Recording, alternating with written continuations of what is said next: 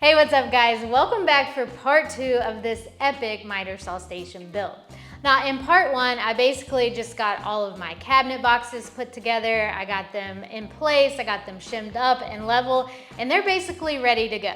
The one problem is they're just basically an empty box right now. So in part 2 of this video, my plan is to build a ton of drawers, add some shelves to this thing, and basically just make it so that I can add a ton of storage to this miter saw station.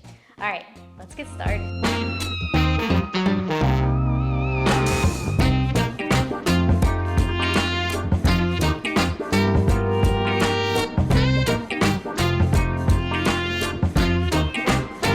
All right guys, so I've got a couple coats of paint on this miter saw station now. I'm not gonna paint the entire thing, like the inside and everything, because I'm not gonna waste my time or the paint doing that, since this is just shop furniture, and honestly, I'm probably the only person that will ever see it. The other thing I decided against doing is normally when I build cabinets, I will install some sort of edge banding on the face frame or some sort of face frame just to kind of hide those exposed plywood edges. But I decided against that for these because again, it's just shop furniture, and honestly, I just wanted to save a little bit of material and money. I did spring for something a little bit nicer for the top. So in order to save some money, I decided against adding any sort of face frame, because that would require a lot of material to cover up all of these exposed edges. And honestly, the plywood edges for this plywood, they look pretty nice, so I'm good to leave it like it is. So the next step for this base is, obviously I have a lot of openings that I need to fill. I have a lot of drawers that I have to build, so let's go and start cutting down the parts for those drawers. Well, I hope you guys are ready to watch me struggle for a bit. There's nothing quite as challenging for me than lifting 1/2-inch plywood up on some sawhorses by myself, well, except maybe lifting 3/4-inch plywood, but that's something that my back has been too scared to try yet. Sure, I could have cut this stuff down on the ground, but now see, that is something that my knees are scared of. There seems to be a theme here.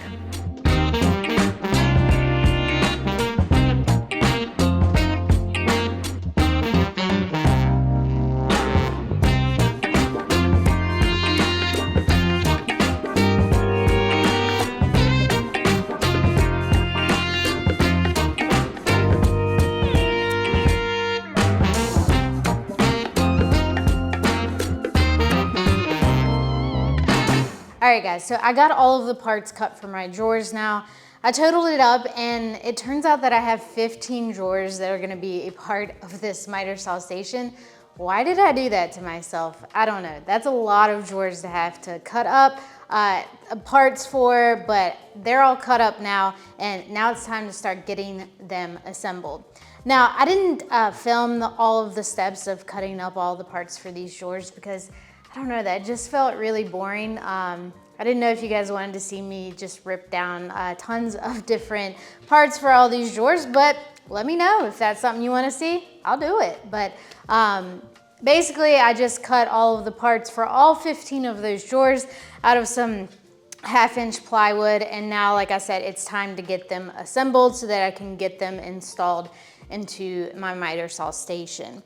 Now, these are the drawer slides that I'm gonna be using for majority, I guess I should say for 14 of the 15 drawers, and that's just these very simple bottom mount drawer slides. I think these things are like $5 or $6 a piece. And then one drawer that's gonna be a little bit bigger, I'm gonna use this undermount drawer slide here. Now, I'm probably in the minority when it comes to the types of drawer slides that I like to use. A lot of people like to use the whole ball bearing side mount drawer slides. I've installed a ton of those in the past, and for whatever reason, I am just not a fan of those. I would much rather use the undermount drawer slides, but those are, you know, a good bit more expensive.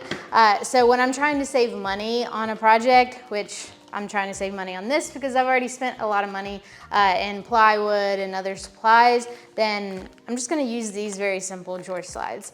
So let's begin the process of throwing all these drawers together. Remember, 15. let's go. Now, if you've watched any of my videos before, first of all, thank you. You're really cool. And second of all, then you know that I typically make most of my drawer boxes out of 1/2-inch plywood, and I join my box together using wood glue and a couple of well-placed brad nails. It's a very quick and dirty, dirty? Did I just say dirty? Quick and easy way to throw together some drawer boxes.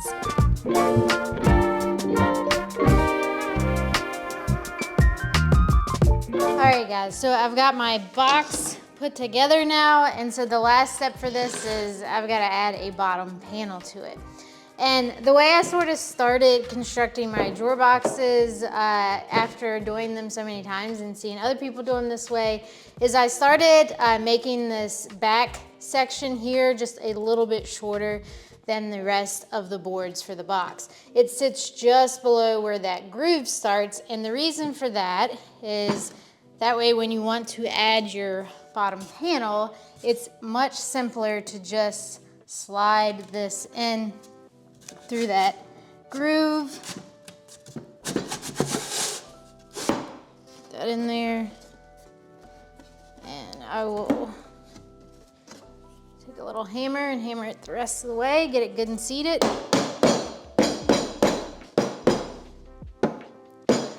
All right, that's in there good.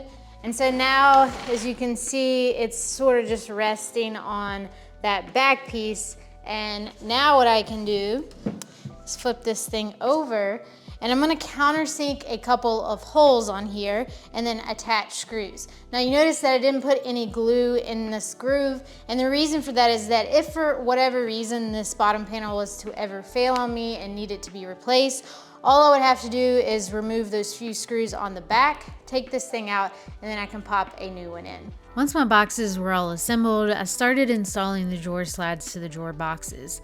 Now these particular drawer slides could not be any easier to install, so this step went pretty quickly.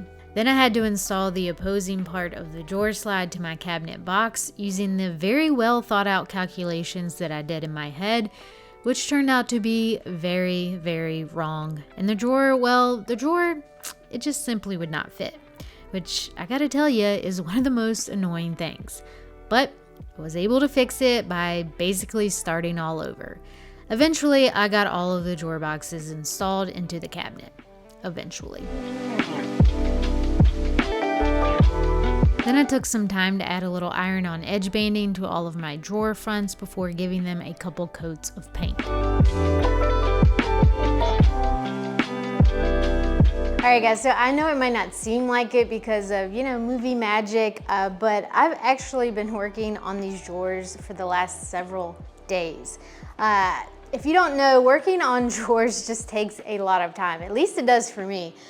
There's just a lot of parts, and like I said, there was 15 of these drawers. Then you gotta get the drawer fronts made and get those cut to size and get them painted, and so it just took a little bit of time. But I'm finally to the last step for these drawers, and that's getting these drawer fronts attached on the front here.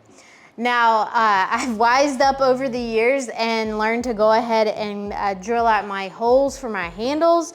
That way I can very easily just screw some screws through those to kind of hold it in place. And then I can sink in some screws from the inside of the drawer. And then once it's attached, I can then go in and add my handle. So let's just get started on adding these drawer fronts to all of these drawers, and then we'll be done and we can move on to another step.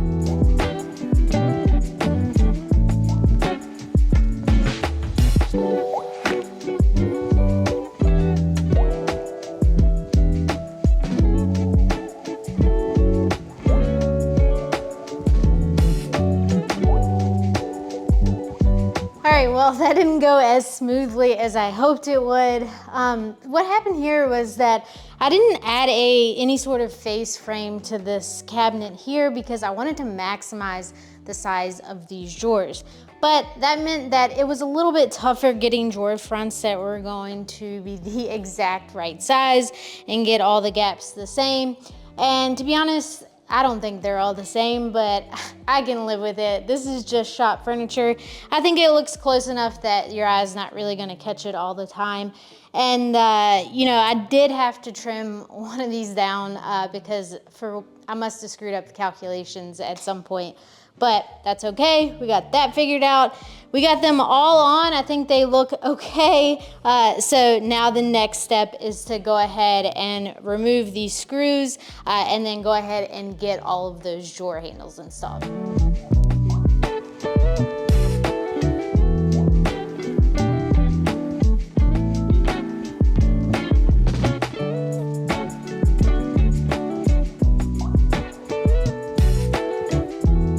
All right, so I'm not sure if my camera recorded any of that. I thought it was recording. It might not have been. I'll have to go back and check the footage. But anyways, I got all of the drawer handles for this section of drawers installed.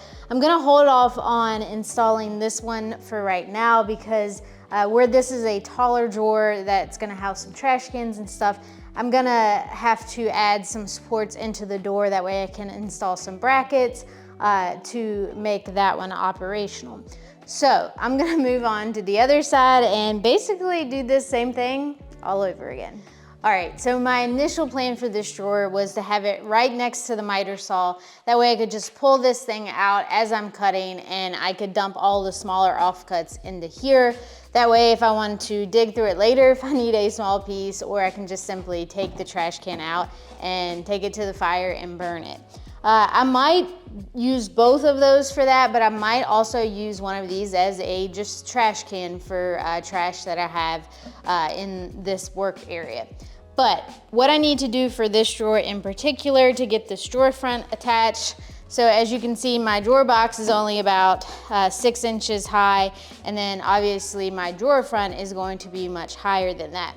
So, and where the handle is gonna be, I'd be pulling up here where there's no real support. So what my plan is I'm going to take these brackets here and place them on each side, and then I can connect these brackets into the drawer front itself. That'll give me a little bit more support for this, but now what I wanna do is I wanna build out this drawer box so that I have somewhere to anchor these brackets into here on the side. So I'm just gonna beef up the side here. I might also throw in a divider section here too, just to keep these from moving around any. All right, so I've got these bracket pieces attached to the drawer now. And since I don't have the luxury of like the other drawers that I did where I could just screw some screws in there to attach it temporarily, I'm gonna have to do this drawer a little bit different. So I'm not sure if this is the best idea or not, but this is what I came up with in the moment. I am just going to apply some double-sided tape to this end of the bracket. That way when the drawer is back in place, I can take that drawer front and just set it up where I need it, and then hopefully that double-sided tape will just stick well enough till I can get it attached from this side of the drawer box.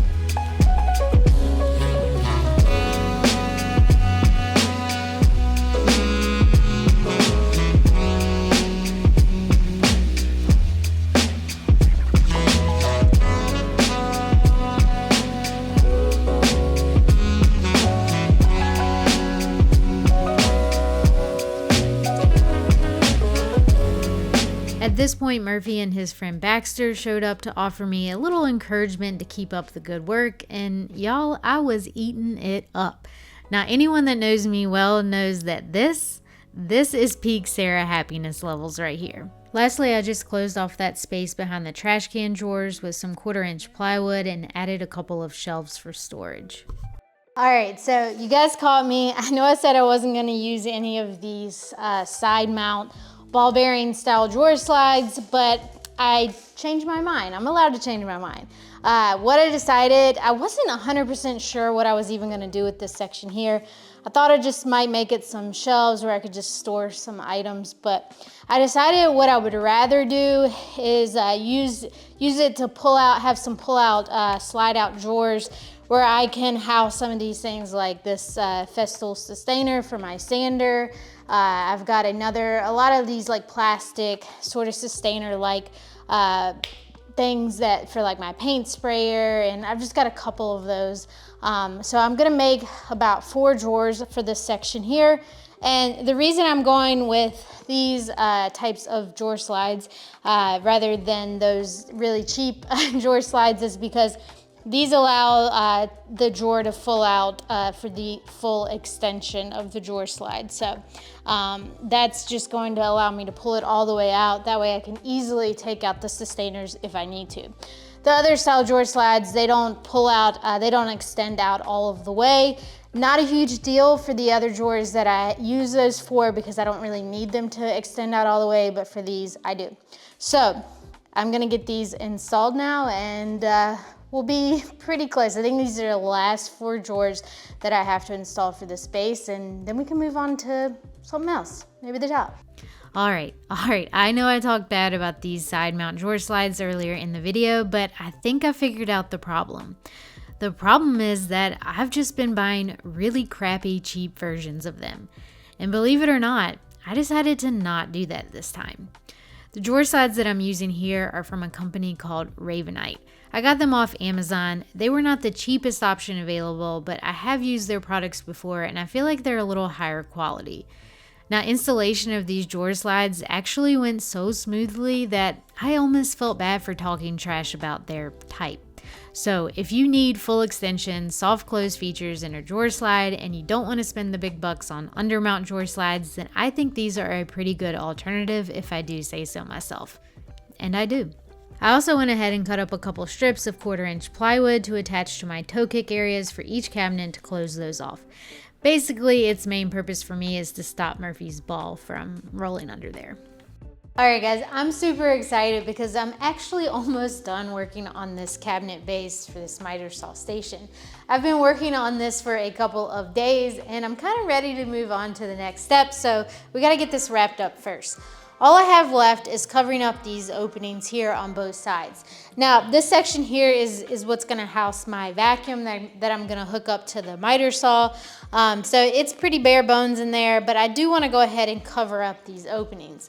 Now, since it's a pretty large opening and I don't really want it to swing all the way open, I am trying to leave this section here free for working on cars and such. What I came up with is I decided that I'll take some of this magnetic tape and I'll place it all along my perimeter. And then I also will place it on this little door that I made up along the perimeter of that as well. I just threw my logo on here with my Cricut out of some vinyl. And then I'll just use that magnetic tape to get this attached on there. That way, if I need to take this off to take the vacuum out and empty the vacuum or whatnot, I can very easily do so. Now, this magnetic tape does come with an adhesive back on it, but I wanted to make sure that this stuff was good and secure, so I just applied some CA glue to it as well to keep it from peeling off in the future.